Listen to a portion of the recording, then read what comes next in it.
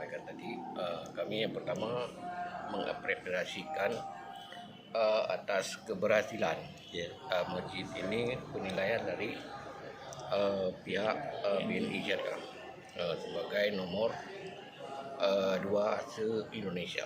Itu sangat kami sangat membanggakan. Mudah-mudahan prestasi ini dapat dipertahankan kalau memang tidak bisa menjadi nomor 1 ke depan. Kemudian masalah hubungan antara pemerintah kampung dengan masjid ini, sebelumnya memang masjid ini pada tahun 2018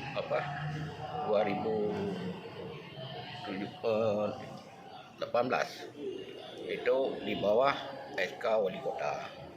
Namun atas dasar keinginan masyarakat ini harus kembali masjid ini ke kampung, karena pihak pemerintah pun pada saat itu agak hubungan antara kami dengan pengurus masjid dengan pemerintah mungkin agak ada miss komunikasi. Maka untuk itu kami masyarakat Bandar Baru menginginkan masjid ini dikelola oleh pihak kampung.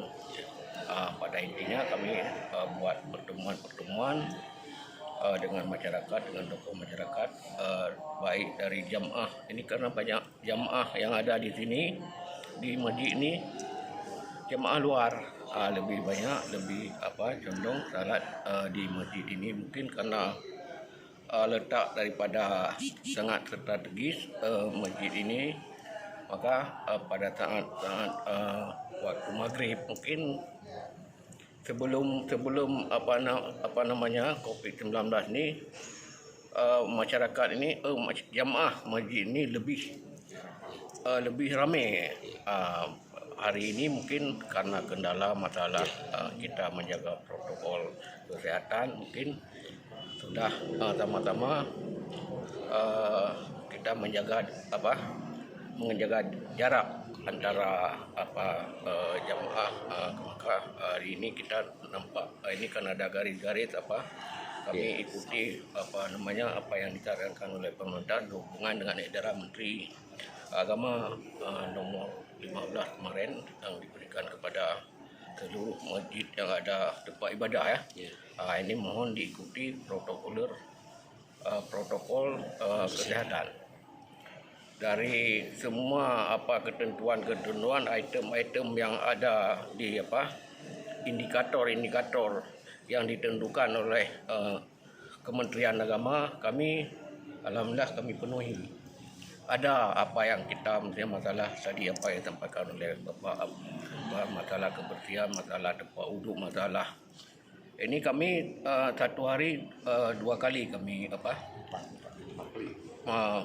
bersihkan pakai mesin supaya dan ke beberapa hari yang lalu kami, karena sesuai dengan petunjuk daripada Menteri Agama, kami minta supaya masjid ini bebas daripada virus.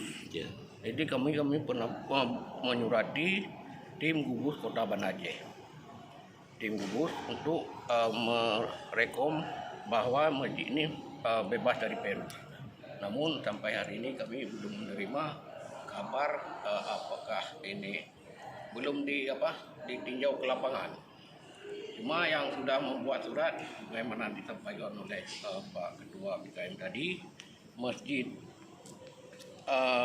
Al-Makmur ini dengan gereja, salah satu gereja yang minta supaya tempat ibadah ini steril daripada virus. Mungkin demikian. Oke, mantap.